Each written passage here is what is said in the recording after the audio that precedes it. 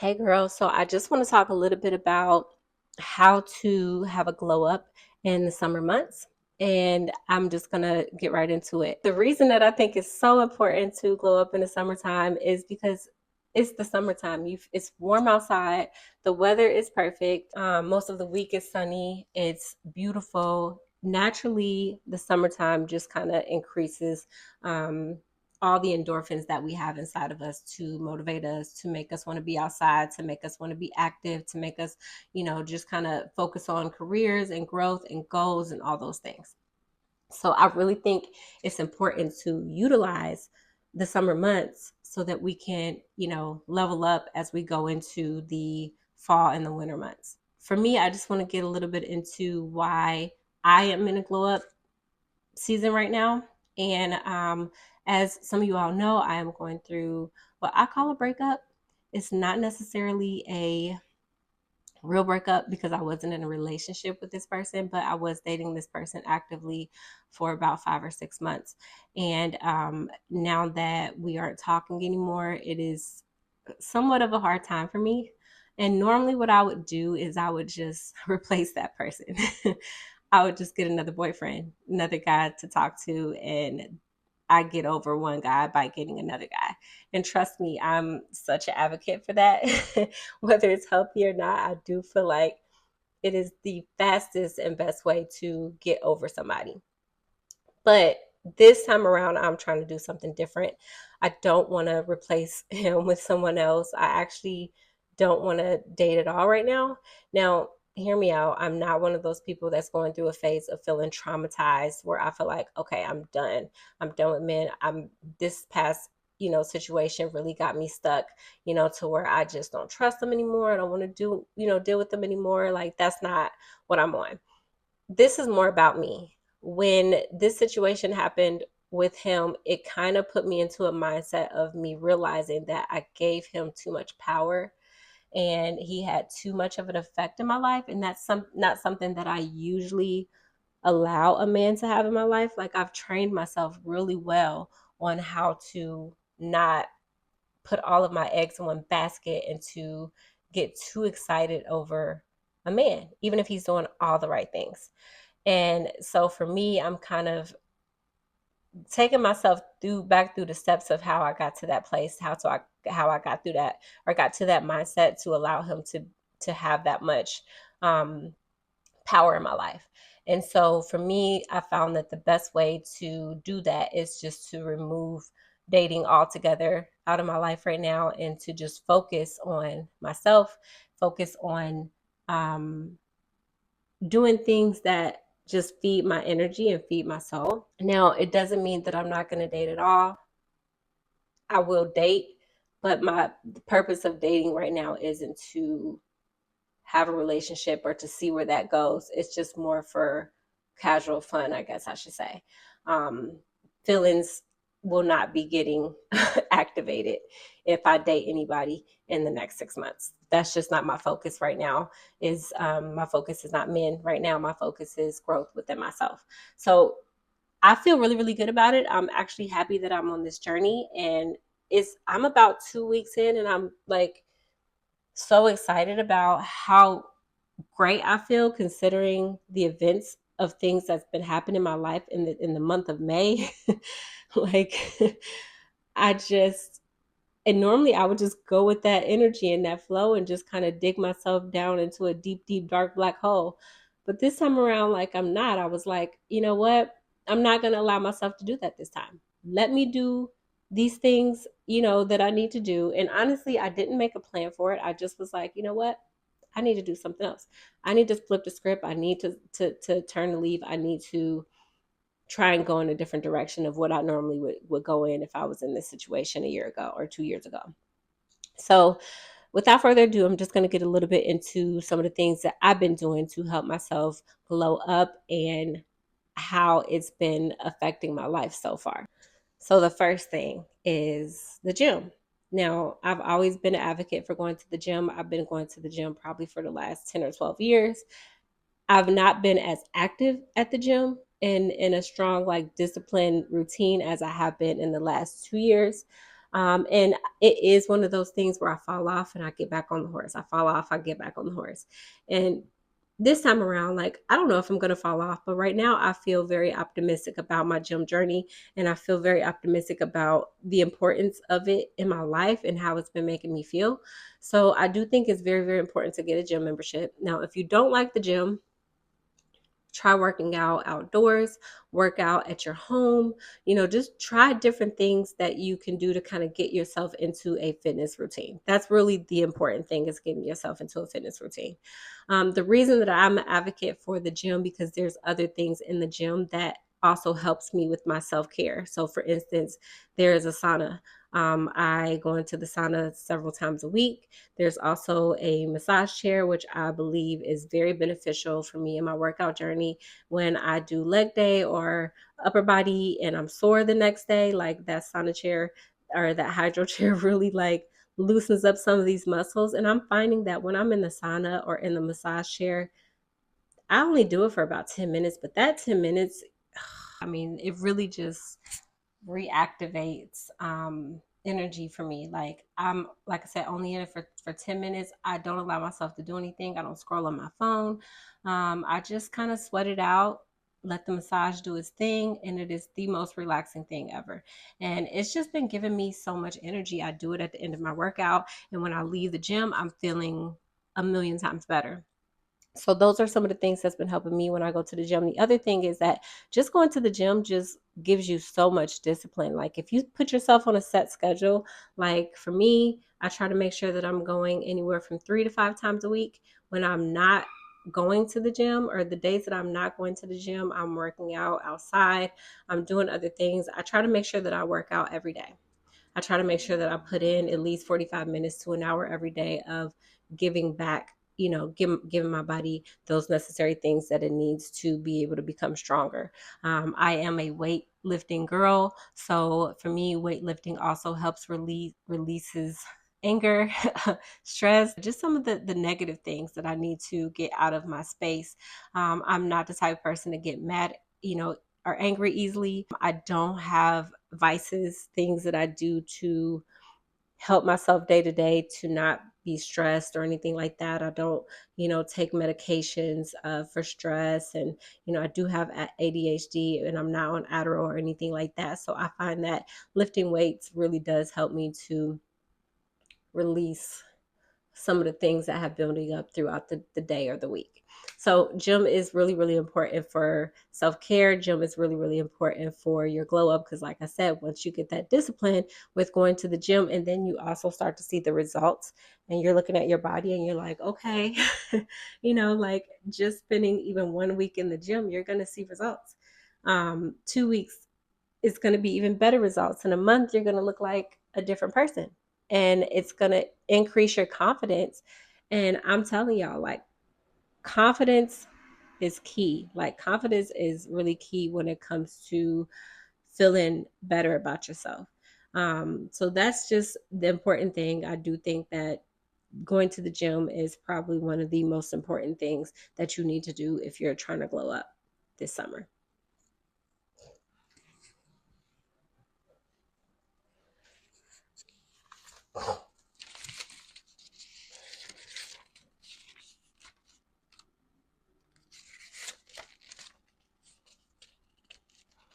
The second thing that I think is important for you to do as you start your glow up journey is to cut off all relationships, friendships, even family that do not serve a purpose in your life, a positive purpose. So obviously, like a lot of family members, even if they get on our nerves, we can't really like, cut them off. Like if you have a toxic mom, or, a toxic sister or brother, I'm not saying get rid of them out of your life, but I'm just saying limit the time that you give to that. If you have a relationship that is toxic, this is the best time to end it. I mean, it is the summer. So let it go. Like, it's going to be okay. I promise it's going to be fine. Like, I know that's easier said than done. And if you have issues with that sort of thing, I will be making other videos based around how to let go of people in your life that do not serve a purpose. But I'm telling you, like, if they don't serve a purpose in your life and they're not feeding and giving back to you, like, let them go. Like it's not worth it. You don't need people sucking the energy out of you. That can be so draining. So it is important to just kind of look at the people that are in your life, look at the people that are close to you, look at the people that you interact with on a daily basis, and think about, are you giving more than you're getting? Is it a give or take relationship? It should be a give or take relationship. Y'all should be feeding energy into each other. Those are the type of friendships that are worth it. You might hang out with a friend and you give them advice. They're able to give you some good advice, and you leave, that conversation feeling very motivated and positive. So that's the kind of relationships that we're looking for.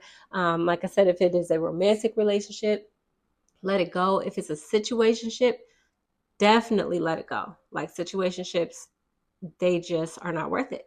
It's not worth it. It is not worth your time. It is not worth your energy. And you want to date somebody that is sure about you. If you're dating to be in a long-term relationship, you want to date somebody that is sure about you. If there's any gray areas, if there's any uncertainty, mixed signals, all that kind of stuff, just like let it go. It is past its expiration date. It is not something that serves a purpose for you. And honestly, the thought process of you continuing to think about that person and what they're doing, and if they're thinking about you, is taking up too much of your mental space. Like, it's not worth it. You definitely need to work on how to just kind of wean yourself off of that. And I'm telling you, once you remove these relationships out of your life that don't serve a purpose, like I said, it can be such a freeing thing, because you don't have to worry about how that person is feeling, how that person is thinking, if they're, going to call you, or if they're going to text you, or if, what kind of situation they're going to bring to you tomorrow. Like, none of that stuff. It's not your responsibility. It's not something that you have to deal with. And honestly, like, in order to be better for yourself, it is 2025. It's a lot of stuff going on. Like, that. Like, it is, like, you could just turn on the news, and I don't watch the news these days, but put on social media, get on the Instagram app, get on the Facebook app. You can see it's so much going on, like so many things. And we already have a lot on our plate. The last thing we need to be worried about is what other people got going on and how they think about us. It doesn't matter. Like, it just doesn't matter. So it is super, super important to get into that mindset to where you can block these people out of your life. Do not be afraid. You can have a conversation with them ahead of time. I do think that that is important. You don't just want to cut people off or ghost people, but definitely have a conversation if you need to. Let them know what you're doing and what you're working on, and hopefully they respect that. And if they don't, that's on them. But this is something that you need to do for you, and that is something that I've done in the past few weeks, and I'm telling you, it has been the best thing ever. So I'm at a point now that I only allow certain things into my life as I want to allow them into my life. Like, I'm literally like kind of spoon feeding things into, and actively pushing things out. That's what's been working for me, and it has made me feel just a million times better. So block these people out of your life. And I'm not saying physically like go onto the apps and block them. If you want to do that, that's great. I'm not saying do that.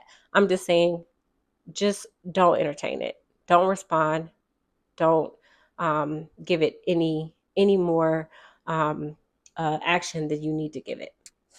Third thing, so if you are a mom, you need to create a routine for your kids. So for me, I do have kids. I have kids that are older, but they still need me. They're still very needy. They still want my attention. They want my time. They want my energy. They want to literally suck the life out of me. But you still have to make a routine for them. You have to set up a plan. Okay, so on these days, this is what I'm going to do. Kind of let them know this is what I'm going to do on these days. If you have younger kids, you need to talk to whoever is helping you, whoever your village is. You need to talk to that village about what you're going to be doing so that they can help out more, and make sure that you are taking this time so that you can do this for yourself. If you do not have a village and you have kids that are younger in age and you have to be present with them 24/7, this is the time that you need to be looking into what kind of resources are available in your area. So for me, when I became a single mom, my kids was young and I did not have a village. So I started looking into what kind of resources that I was able to get into, where I was able to spend some time for myself outside of my kids regularly. So for instance, things that I did is I looked into getting vouchers, like daycare vouchers for daycare. And I was able to, once I got approved for that, there was a daycare right down the street. And I would take my kids to daycare, not only on the days that I had to work, but on the days that I didn't work as well, because I needed that time. I needed that time. Whatever your feelings are on that, that's your feelings. But for me, I needed to make sure that I was able to stay sane so that I can continue to parent these babies. And also, they not only learn from us, they learn from a whole lot of other people. So it is important for children to spend time outside of their parents, to spend time with friends, to spend time with teachers, to spend time with aunts, uncles, grandparents, to be in school, to be learning. If it is the summertime, there's still like the programs that my kids did while they were in this daycare, we still talk about to this day. I mean, they did so many wonderful things, took so many wonderful field trips. It kept the kids busy. There's also the option of YMCA's. There was a YMCA across the street from me that allowed kids to go 5 and up, and they could go for free all day, and they would keep them there. I didn't have to worry about them until 6 o'clock in the evening. That was my time limit that I had to go pick them up. So you need to just kind of look into what kind of activities you can get your kids into that is cost efficient, that is affordable for you, so that you can have more time to yourself throughout the day. Because honestly, in order to start this self-care glow up journey, you have to carve out time for yourself. That's really the only way that you're going to be able to do it. It is very, very difficult, honestly, to have to be able to work on yourself if you have children bouncing off your chest all day, hanging from your boobie, just in your hair all day. It is very, very difficult. And I know that that is a reality for a lot of women. But you just need to start looking into it, and do not be afraid. Like, I think there's such a stigma around getting government assistance for different things. When we think of government assistance, we think of welfare, we think of food stamps, Section 8, and all of that is viewed as being negative. And for me at that time, I was utilizing all of that, and I needed that at that time.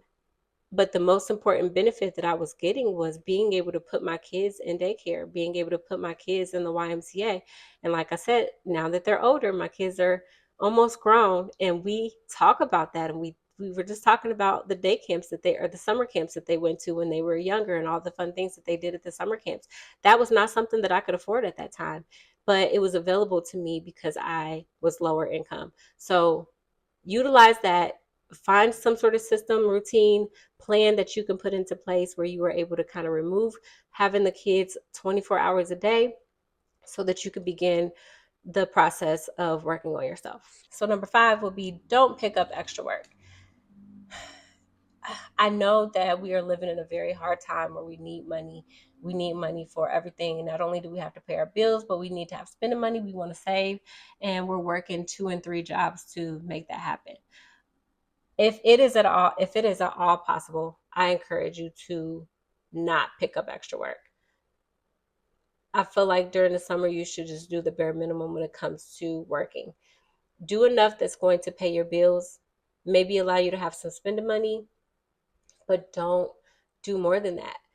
We are at a time where we are working ourselves into an early grave. Like, we're working our bodies to death. And physically, there's nothing wrong with working. I do think that a body in movement stays in movement. But I just think about all the stress that comes along with work sometimes. All the toxic relationships, the bosses, the rules, the micromanaging, that takes a toll on us. My job right now causes all of that in my life. And it's a job where I walk all the time. The walking part, I don't mind. Like I said, I love a workout, and I look at that like it's a workout. So physically, it is not taxing on my body. However, the hostile environment that I have at work is causing a lot of stress in my life. And so I was at a point all through May where I was picking up extra days, but now as I go into June, I refuse to pick up days. It is a no for anyone who wants me to pick up an extra day. It is a no for overtime. It is a no for my bosses asking me to pick up. No, absolutely not. I'm going in, I'm going to do my 5 days. I'm not doing an hour or a minute more than that. And I'm just kind of keeping it at that. As for my bills and everything else, and if I'm going to need more for different things, I'm just staying prayed up and I'm staying close to God, because honestly, He has never failed me at this point in my life. He has been working things out for me for a very, very, very, very long time. And I'm overly grateful for that. And I know that that's what's been happening. So for me, I just refuse to do more than I need to. I just won't, and I can't. And it's just not a priority for me at this time in my life. So if you are at all able to just kind of work the necessary days that you are supposed to work, and then free up the rest of your time for other things that you can do to put back into yourself, please do that. Okay, number 6 would be limiting your social media. So we scroll a lot. Like everybody, that's we know that we scroll a lot. Like you wake up in the morning, you're scrolling, you find yourself scrolling on your lunch break, you find yourself scrolling even at work when you're not supposed to, you find yourself scrolling at night before you go to bed. It's keeping you awake at night. And then after all of that, you probably just feel really icky physically. Maybe your brain is fried, maybe your brain is rotted. And I think it's great too for social media because it does entertain us at times. But I also think that sometimes we are taking in too much information. And the entertainment part, like I said, can be fun. But for me, I'm at a point now where I'm only getting on my platforms to post content. So I'm posting pictures. I'm trying to be more active on my stories. I'll engage with the people who are responding. But I'm trying not to do as much scrolling. I'm not saying I don't scroll, but I'm definitely limiting how much I scroll, just because I feel like I'm not getting anything from it. I want to make sure that I'm only intaking positive content. So even when I scroll, if I find myself just kind of watching a video of somebody doing some silly stuff, and I might watch it one time and then I'll remember, bro, like you don't want to watch this. This does not do anything for you right now. But then I keep going and I come across maybe a gym girly talking about her gym outfit, and how gym outfits can make you feel motivated to keep going to the gym, or how you didn't wear cute gym outfits at first, and then all of a sudden, now that you are starting to lose some weight, you starting to feel more confident in your gym outfit. Like for me, that's positive. So I'm trying to force myself to only intake positive content. Not to say that entertainment content is negative. I'm just saying it doesn't serve a purpose for me right now. So I'm really just trying to stay focused on my journey to be positive, be optimistic, and only feed myself with positive things. So definitely limit how much social media that you're doing. If you're able to cut social media off altogether in this time frame, please do that. But like I said, it is important to just kind of discipline yourself when it comes to that, because you do not want to overdo it. You don't want to just start to feel really icky because you're taking in too much information, and that's just something that we do. That's what's out there. And then not to mention, like, it can't be healthy just kind of sitting in one spot, laying in the bed, just like a sack of potatoes, and just like scrolling for hours. Like that's not what we want to do. So discipline yourself, and kind of make a plan on what times of the day you're going to allow yourself to get on social media, what times of the day you're going to post content, and what you're actually watching and taking in on social media. Just kind of make a plan for that, and that will be definitely something that is going to be helpful, and you'll see the difference in yourself when you go through your glow up by disciplining yourself on a very strict plan when it comes to social media. Okay, the next thing is just to change your diet. So I've been trying my best to just remove all fried foods and sugars, carbs from my diet. I'm trying to work on just toning my body up and, bringing this belly down. I am overall, for the most part, happy with my body. I don't feel really insecure about my body. However, I just want to be healthy, whatever that may look like. I want to make sure I'm drinking water. I want to make sure I'm working out. I want to make sure that I'm uh, not eating junk, and I'm making sure that I do things like cleanses and things like that to make sure that I'm only putting the good things in my body. And by doing that, it gives you more energy. It helps you to stay focused. Like I don't feel a lot of brain fog or anything like that right now. I feel just kind of the healthiest physically and mentally that I've been in probably over a year. It's been a long time. I want to say it was probably a good like year and a half ago.